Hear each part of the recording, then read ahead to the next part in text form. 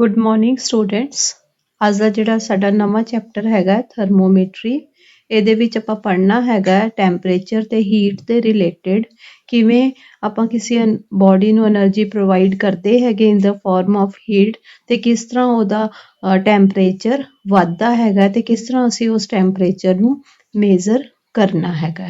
ਤੇ ਹੋਰ ਆਪਾਂ ਜਦ ਵੀ ਕਿਸੇ ਬੋਡੀ ਨੂੰ ਹੀਟ ਪ੍ਰੋਵਾਈਡ ਕਰਦੇ ਹਾਂ, ਉਹ ਬੋਡੀ ਦੇ ਵਿੱਚ ਕੀ ਚੇਂਜਸ ਆਉਂਦੀਆਂ ਹੈਗੀਆਂ, ਉਸ ਚੀਜ਼ ਬਾਰੇ ਵੀ ਆਪਾਂ ਇਸ ਚੈਪਟਰ ਦੇ ਵਿੱਚ ਪੜ੍ਹਨਾ ਹੈਗਾ। ਤਾਂ ਸਭ ਤੋਂ ਪਹਿਲਾਂ ਆਪਾਂ ਲੈਂਦੇ ਹੈਗੇ ਆ ਕਿ ਥਰਮੋਮੀਟਰੀ ਕੀ ਹੁੰਦੀ ਹੈ। Thermometry is the branch of science which deals with the measurement of temperature of a substance. Temperature of a substance means ਜਦ ਵੀ ਆਪਾਂ ਕਿਸੇ ਚੀਜ਼ ਨੂੰ ਹੀਟ ਪ੍ਰੋਵਾਈਡ ਕਰਦੇ ਹੈਗੇ ਆ ਤੇ ਉਹਦੇ ਨਾਲ ਕੀ ਹੁੰਦਾ ਹੈਗਾ, ਉਸ ਦਾ ਟੈਂਪਰੇਚਰ ਰਾਈਜ਼ ਕਰਦਾ ਹੈਗਾ। ਠੀਕ ਹੈ, ਇਸ ਚੀਜ਼ ਬਾਰੇ ਆਪਾਂ ਇਹ ਜਿਹੜਾ ਸਟੱਡੀ ਕਰਨਾ ਹੈਗਾ।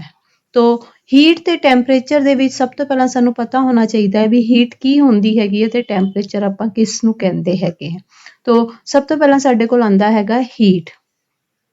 ਹੀਟ ਕੀ ਹੈਗੀ ਹੈ? It is a form of energy, ਇੱਕ એનર્ਜੀ ਦੀ ਫਾਰਮ ਹੈਗੀ ਹੈ which gives us the sensation of warmness or hotness, ਜੋ ਸਾਨੂੰ ਗਰਮੈਸ਼ ਯਾਨੀ ਕਿ ਕਿਸੇ ਗਰਮ ਚੀਜ਼ ਦਾ ਅਹਿਸਾਸ ਦਿਵਾਉਂਦੀ ਹੈਗੀ ਹੈ, ਗਰਮੀ ਦਾ ਅਹਿਸਾਸ ਦਿਵਾਉਂਦੀ ਹੈ, ਉਸ ਚੀਜ਼ ਨੂੰ ਆਪਾਂ ਕੀ ਕਹਿੰਦੇ ਆ? ਹੀਟ। ਮੰਨ ਲਓ ਜਦ ਵੀ ਸਾਨੂੰ ਠੰਡ ਲੱਗਦੀ ਹੈਗੀ, ਅਸੀਂ ਕੀ ਕਰਦੇ ਹੈਗੇ ਆ, ਆਪਣੇ ਹੱਥਾਂ ਨੂੰ ਆਪਸ ਦੇ ਵਿੱਚ ਰਬ ਕਰਨਾ ਸ਼ੁਰੂ ਕਰ ਦਿੰਦੇ ਆ। ਰਬ ਕਰਨ ਦੇ ਨਾਲ ਕੀ ਹੁੰਦਾ ਹੈਗਾ, ਸਾਡੇ ਜਿਹੜੀ ਹੱਥਾਂ ਦੇ ਵਿੱਚੋਂ ਇੱਕ ਆਪਸ 'ਚ ਰਬ ਕਰਨ ਨਾਲ ਹੀਟ એનર્ਜੀ ਜਨਰੇਟ ਹੁੰਦੀ ਹੈਗੀ ਹੈ, ਜਿਹਦੇ ਕਰਕੇ ਸਾਨੂੰ ਗਰਮੈਸ਼ ਫੀਲ ਹੁੰਦੀ ਹੈਗੀ ਹੈ। ਤਾਂ heat is a non mechanical way of transfer of energy. Non mechanical way ਦਾ ਮਤਲਬ ਹੈ ਸਾਨੂੰ ਕੋਈ ਫੋਰਸ ਨਹੀਂ ਲਗਾਉਣੀ ਪੈਂਦੀ ਜਿਹਦੇ ਨਾਲ ਕਿ ਹੀਟ ਸਾਡੀ ਟਰਾਂਸਫਰ ਹੋਵੇ, ਉਹ ਵੈਸੇ ਹੀ ਟਰਾਂਸਫਰ ਹੋ ਜਾਂਦੀ ਹੈ without any mechanical force. Second is thing that the body which gains heat becomes hotter. ਜਿਸ body ਦੇ ਵਿੱਚ heat ਅੰਦਰ ਜਾਂਦੀ ਹੈਗੀ ਹੈ, ਉਹ gain ਕਰਦਾ ਹੈ heat, ਤੇ ਉਹ body ਕੀ ਹੋ ਜਾਂਦੀ ਹੈ? hot ਹੋ ਜਾਂਦੀ ਹੈ, ਗਰਮ ਹੋ ਜਾਂਦੀ ਹੈ। The body which loses heat becomes cooler. ਔਰ ਜਿਹੜੀ body ਆਪਣੇ ਚੋਂ heat ਨੂੰ ਛੱਡ ਦਿੰਦੀ ਹੈਗੀ ਹੈ, એનર્ਜੀ ਨੂੰ loss ਕਰ ਦਿੰਦੀ ਹੈ, ਉਹ body ਜਿਹੜੀ ਤੁਹਾਡੀ ਠੰਡੀ ਹੋ ਜਾਂਦੀ ਹੈ, cooler ਹੋ ਜਾਂਦੀ ਹੈ। So, in the form of heat, energy is transferred from hot body to cold body. ਹਮੇਸ਼ਾ ਜਿਹੜੀ એનર્ਜੀ ਹੈਗੀ ਹੈ ਤੁਹਾਡੀ heat in the form of heat hot body ਤੋਂ ਕੋਲਡ ਬੋਡੀ ਦੇ ਵਿੱਚ ਟਰਾਂਸਫਰ ਹੁੰਦੀ ਹੈ। ਮੰਨ ਲਓ ਅਗਰ ਅਸੀਂ ਇੱਕ ਗਰਮ ਕੱਪ ਚਾਹ ਦਾ ਲੈ ਕੇ ਬਹਿੰਦੇ ਹੈਗੇ ਆ ਠੰਡ ਦੇ ਵਿੱਚ, ਤਾਂ ਉਹ ਕੀ ਹੁੰਦਾ ਹੈ, ਕੱਪ ਚਾਹ ਦਾ ਤੁਹਾਡੀ ਚਾਹ ਜਿਹੜੀ ਹੈਗੀ ਆ ਹੌਲੀ ਹੌਲੀ ਠੰਡੀ ਹੋਣਾ ਸ਼ੁਰੂ ਹੋ ਜਾਂਦੀ ਹੈ। ਪਹਿਲਾਂ ਤਾਂ ਚਾਹ ਦਾ ਟੈਂਪਰੇਚਰ ਕੀ ਸੀਗਾ? ਜ਼ਿਆਦਾ ਸੀਗਾ as compare to the surrounding. ਸਾਡੇ ਜਿਹੜੇ ਉਹਦੇ ਅਰਾਊਂਡ ਐਟਮੋਸਫੇਅਰ ਦਾ ਟੈਂਪਰੇਚਰ ਸੀ ਜਿਹੜਾ ਉਹ ਘੱਟ ਸੀਗਾ। ਤਾਂ ਕੀ ਹੋਇਆ ਕਿ ਕੱਪ ਤੋਂ ਜਿਹੜੀ ਹੀਟ એનર્ਜੀ ਜਿਹੜੀ ਟਰਾਂਸਫਰ ਹੋ ਗਈ ਉਹਦੇ ਐਟਮੋਸਫੇਅਰ ਦੇ ਵਿੱਚ, ਤੇ ਇਹਦੇ ਨਾਲ ਕੀ ਹੁੰਦਾ, ਜਿਹੜੀ ਤੁਹਾਡੀ ਚਾਹ ਠੰਡੀ ਹੋ ਜਾਂਦੀ ਹੈਗੀ ਹੈ। So this is the process of transfer of heat. ਤੁਹਾਨੂੰ ਕੋਈ ਚੀਜ਼ ਨਹੀਂ ਚਾਹੀਦੀ ਜਾਂ ਹੀਟ ਨੂੰ ਕੋਈ ਚੀਜ਼ ਨਹੀਂ ਲੈਣੀ ਪਈ ਜਿਹਦੇ ਨਾਲ ਕਿ ਕੱਪ ਤੋਂ ਜਿਹੜੀ ਹੈਗੀ ਹੈ ਹੀਟ ਤੁਹਾਡੀ ਸਰਾਊਂਡਿੰਗ ਦੇ ਵਿੱਚ ਟਰਾਂਸਫਰ ਹੋਵੇ।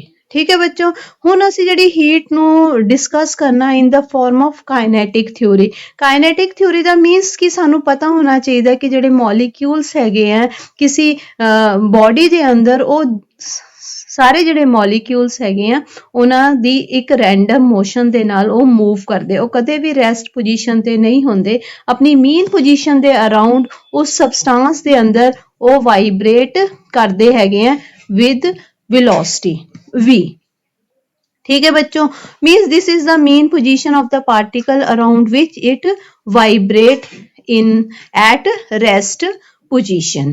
ਤਾਂ ਕੀ ਹੋਏਗਾ, ਜਦ ਅਸੀਂ ਉਨ ਪਾਰਟੀਕਲਸ ਨੂੰ એનર્ਜੀ ਪ੍ਰੋਵਾਈਡ ਕਰਾਂਗੇ ਤਾਂ ਉਹਨਾਂ ਦੇ ਜਿਹੜੇ ਪਾਰਟੀਕਲਸ ਹੈਗੇ ਆ, ਮੋਲੀਕਿਊਲਸ ਜਿਹੜੇ ਹੈਗੇ ਆ, they will start vibrating with a greater velocity। greater velocity vibrate ਕਰਨ ਦੇ ਨਾਲ ਕੀ ਹੁੰਦਾ ਹੈਗਾ ਕਿ ਮੋਲੀਕਿਊਲਸ ਦੀ ਕਾਈਨੈਟਿਕ એનર્ਜੀ ਵੱਧ ਜਾਂਦੀ ਹੈਗੀ ਹੈ। ਤਾਂ ਇਸ ਚੀਜ਼ ਨੂੰ ਆਪਾਂ ਕੀ ਕਹਿੰਦੇ ਆ? Heat. So kinetic energy, total kinetic energy of its molecule is known as heat body ਦੇ ਅੰਦਰ ਜਿੰਨੇ ਵੀ ਮੋਲੀਕਿਊਲਸ ਦੀ ਕਾਈਨੇਟਿਕ એનર્ਜੀ ਹੋਏਗੀ ਜੇ ਆਪਾਂ ਉਹਨਾਂ ਨੂੰ ਐਡ ਕਰਾਂਗੇ ਤਾਂ ਸਾਡੇ ਕੋਲ ਕੀ ਆ ਜਾਊਗਾ ਹੀਟ ਆ ਜਾਊਗਾ ਤਾਂ total kinetic energy of the molecules means ਹਰ ਮੋਲੀਕਿਊਲ ਇੰਡੀਵਿਜੂਅਲ ਮੋਲੀਕਿਊਲ ਦੀ ਕਾਈਨੇਟਿਕ એનર્ਜੀ ਤੁਸੀਂ ਐਡ ਕਰਨੀ ਹੈ ਜਿਵੇਂ ਫਸਟ ਮੋਲੀਕਿਊਲ ਦਾ ਮਾਸ m1 ਹੈਗਾ v1 ਉਹਦੀ ਵੈਲੋਸਿਟੀ ਹੈ ਤਾਂ ਉਹਦੀ ਕਾਈਨੇਟਿਕ એનર્ਜੀ ਕਿੰਨੀ ਬਣ ਜੂਗੀ half m1 v1 square second molecule दी इसी तरह half m2 v2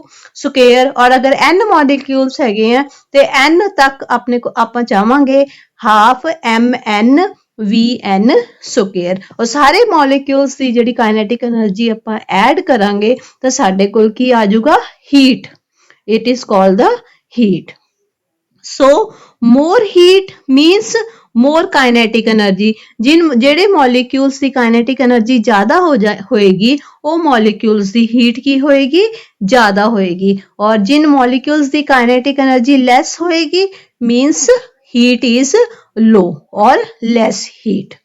Now is the unit of heat SI unit of heat is joules and CGS unit is arcs और प्रैक्टिकल यूनिट दी आपां गल करदे हैगे आ तां practical unit of your heat is calorie and 1 calorie is equal to 4.186 joule ਇਹ value ਤੁਹਾਨੂੰ ਯਾਦ ਰੱਖਣੀ ਪੈਣੀ ਹੈ ਕਈ ਵਾਰ ਨੂਮੈਰੀਕਲਸ ਦੇ ਵਿੱਚ ਉਹ ਪੁੱਛ ਲੈਂਦਾ ਹੈ ਕਿ 1 ਕੈਲੋਰੀ ਕਿੰਨੇ ਜੌਲਸ ਦੇ ਬਰਾਬਰ ਹੈਗੀ ਹੈ ਔਰ in terms of BTU it is defined as 1 calorie is equal to 3.96 into 10 raised to power minus 6. So BTU is also the unit for measuring the heat.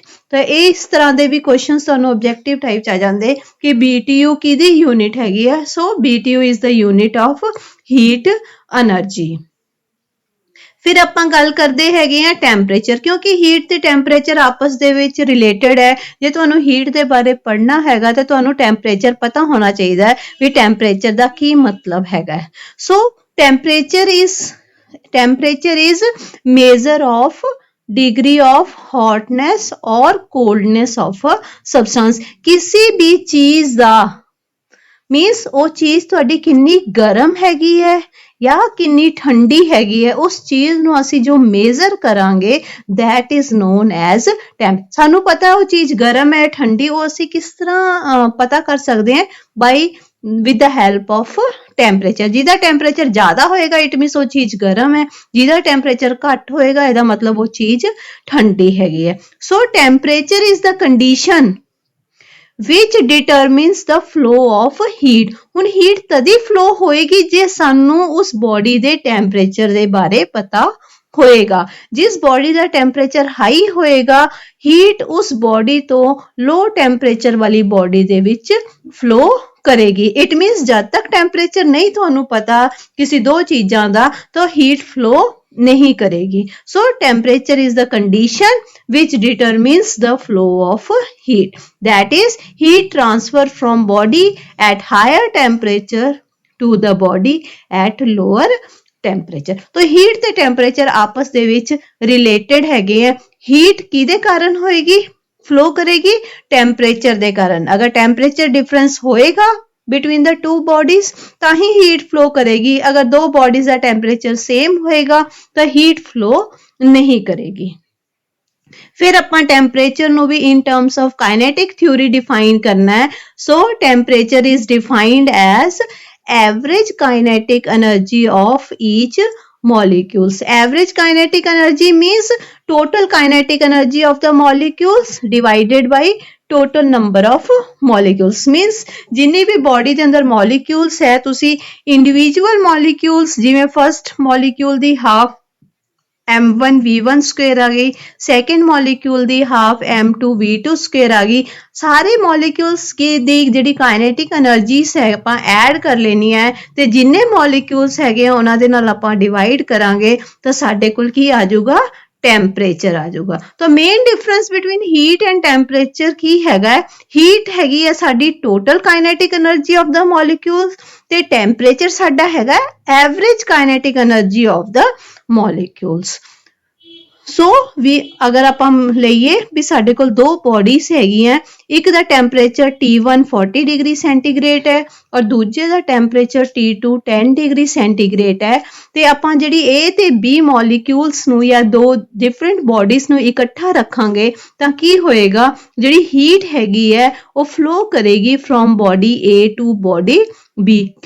ਕਿਉਂਕਿ A ਦਾ ਟੈਂਪਰੇਚਰ ਜਿਹੜਾ ਹੈਗਾ B ਦੇ ਟੈਂਪਰੇਚਰ ਤੋਂ ਜ਼ਿਆਦਾ ਹੈਗਾ। A ਦਾ temperature ਜ਼ਿਆਦਾ ਮੀਨਸ ਜਿਹੜੇ A ਦੇ ਮੋਲੀਕਿਊਲਸ ਹੈਗੇ ਆ ਗ੍ਰੇਟਰ ਵੈਲੋਸਿਟੀ ਦੇ ਨਾਲ ਵਾਈਬ੍ਰੇਟ ਕਰਨਗੇ। ਜਦੋਂ ਗ੍ਰੇਟਰ ਵੈਲੋਸਿਟੀ ਦੇ ਨਾਲ ਵਾਈਬ੍ਰੇਟ ਕਰਨਗੇ ਤਾਂ ਉਹ ਜਾ ਕਰ B ਦੇ ਮੋਲੀਕਿਊਲਸ ਨੂੰ ਸਟ੍ਰਾਈਕ ਕਰਨਗੇ ਤੇ ਆਪਣੀ ਜਿਹੜੀ એનર્ਜੀ ਹੈਗੀ ਹੈ B ਦੇ ਮੋਲੀਕਿਊਲਸ ਨੂੰ ਟ੍ਰਾਂਸਫਰ ਕਰ ਦੇਣਗੇ। ਇਸੇ ਤਰ੍ਹਾਂ ਜਿਹੜੀ ਹੀਟ એનર્ਜੀ ਹੈ A ਟੂ B ਮੋਲੀਕਿਊਲਸ ਦੇ ਵਿੱਚ ਚਲੀ ਜਾਏਗੀ ਔਰ A ਦਾ ਟੈਂਪਰੇਚਰ ਕੀ ਹੋ ਜਾਏਗਾ, ਘੱਟ ਹੋ ਜਾਏਗਾ ਕਿਉਂਕਿ ਉਹਨੇ ਆਪਣੀ એનર્ਜੀ ਲੌਸ ਕਰਤੀ, ਔਰ B ਦਾ ਟੈਂਪਰੇਚਰ ਕੀ ਹੋ ਜਾਏਗਾ, ਜ਼ਿਆਦਾ ਹੋ ਜਾਏਗਾ ਕਿਉਂਕਿ B ਨੇ ਆਪਣੀ ਜਿਹੜੀ A ਦੀ એનર્ਜੀ ਹੈ ਉਹ ਗੇਨ ਕਰ ਲਈ ਹੈਗੀ ਹੈ।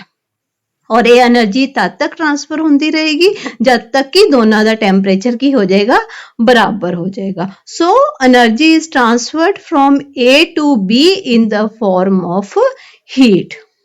ਠੀਕ ਹੈ ਬੱਚੋ, ਹੁਣ ਤੁਹਾਨੂੰ ਕਲੀਅਰ ਹੋ ਗਿਆ ਹੋਏਗਾ ਕਿ ਹੀਟ ਕਿਵੇਂ ਟ੍ਰਾਂਸਫਰ ਕਰਦੀ ਹੈ। ਮੀਨਸ ਹੀਟ ਟ੍ਰਾਂਸਫਰ ਕਰਨ ਵਾਸਤੇ ਸਾਨੂੰ ਦੋ ਬੋਡੀਜ਼ ਦੇ ਵਿੱਚ ਦਾ ਟੈਂਪਰੇਚਰ ਡਿਫਰੈਂਸ ਹੋਣਾ ਜ਼ਰੂਰੀ ਹੈਗਾ। ਨਾਓ ਇਜ਼ ਦ ਇੰਸਟਰੂਮੈਂਟ, ਹੁਣ ਅਸੀਂ ਟੈਂਪਰੇਚਰ ਕਿਹਦੇ ਨਾਲ ਮੇਜ਼ਰ ਕਰਨਾ ਹੈ, ਉਹਨੂੰ ਆਪਾਂ ਕਹਿੰਦੇ ਹੈਗੇ ਆ ਥਰਮਾਮੀਟਰ। ਸੋ ਥਰਮਾਮੀਟਰ ਇੱਕ ਡਿਵਾਈਸ ਹੈ ਜਾਂ ਇੰਸਟਰੂਮੈਂਟ ਹੈ which is used to measure the temperature of the body. ਕਿਸੇ ਵੀ ਬੋਡੀ ਦਾ ਟੈਂਪਰੇਚਰ ਮੇਜ਼ਰ ਕਰਨ ਵਾਸਤੇ ਜੋ ਸਾਨੂੰ ਚੀਜ਼ ਚਾਹੀਦੀ ਹੈ that is called your thermometer. Then is the what is the unit of temperature? SI unit of temperature is Kelvin and another units are Celsius, Fahrenheit and Reaumur। ਇਹਨਾਂ ਦੇ ਬਾਰੇ ਆਪਾਂ ਬਾਅਦ ਦੇ ਵਿੱਚ ਪੜਾਂਗੇ ਡਿਟੇਲ ਦੇ ਵਿੱਚ ਵੀ ਕਿਹੜੀ ਯੂਨਿਟਸ ਆਪਾਂ ਟੈਂਪਰੇਚਰ ਮੇਜ਼ਰ ਕਰਨ ਵਾਸਤੇ ਯੂਜ਼ ਕਰਦੇ ਹਾਂ। Now is the main question is the difference between heat and temperature. Heat ਔਰ ਟੈਂਪਰੇਚਰ ਦੇ ਵਿੱਚ ਕੀ ਡਿਫਰੈਂਸ ਹੈਗਾ ਤੇ ਇਹ ਤੁਹਾਡਾ ਅਕਸਰ ਕੁਐਸਚਨ ਪੇਪਰ ਦੇ ਵਿੱਚ ਵੀ ਸਬਜੈਕਟਿਵ ਟਾਈਪ 'ਚ ਪੁੱਛ ਲਿੱਤਾ ਜਾਂਦਾ ਹੈਗਾ, ਤਾਂ ਇਹ ਤੁਸੀਂ ਅੱਛੀ ਤਰ੍ਹਾਂ ਤਿਆਰ ਕਰਨਾ ਹੈ। ਤਾਂ first is that heat is form of energy. Heat ਕੀ ਹੈ, ਇੱਕ એનર્ਜੀ ਦੀ ਫਾਰਮ ਹੈਗੀ ਹੈ। Whereas temperature is measure of the energy, means ਕਿੰਨੀ એનર્ਜੀ ਹੈ ਬੋਡੀ ਦੇ ਵਿੱਚ, ਉਹਨੂੰ ਆਪਾਂ ਜਦ ਮੇਜ਼ਰ ਕਰਦੇ ਹਾਂ that is known as temperature। ठीक है बच्चों। फिर सेकंड इज योर हीट की है, heat is the total kinetic energy of the molecules. Means उस सबस्टांस के अंदर किन्ने मॉलिक्यूल्स हैं ते सारियां दी किन्नी किन्नी काइनेटिक एनर्जी हैगी है, सारियां नू ऐड करोगे तो तुहाडे कोल की आ जाऊगा, हीट आ जाऊगा। और टेंपरेचर की है, temperature is the average kinetic energy of the molecules. Average kinetic energy is सारी काइनेटिक एनर्जी ਨੂੰ ਜਿੰਨੇ ਮੋਲੀਕਿਊਲਸ ਹੈ ਉਹਨਾਂ ਨਾਲ ਤੁਸੀਂ ਡਿਵਾਈਡ ਕਰੋਗੇ ਤਾਂ ਤੁਹਾਡੇ ਕੋਲ ਕੀ ਆ ਜਾਊਗਾ, average kinetic energy of the molecules. फिर तीजा डिफरेंस की है, unit of heat is joules, SI unit is joules and temperature दी जिहड़ी SI यूनिट की हुंदी हैगी है केल्विन हुंदी है। फिर heat is the cause and temperature is the effect. Means heat करके टेंपरेचर डिफरेंस ਹੁੰਦਾ ਹੈਗਾ।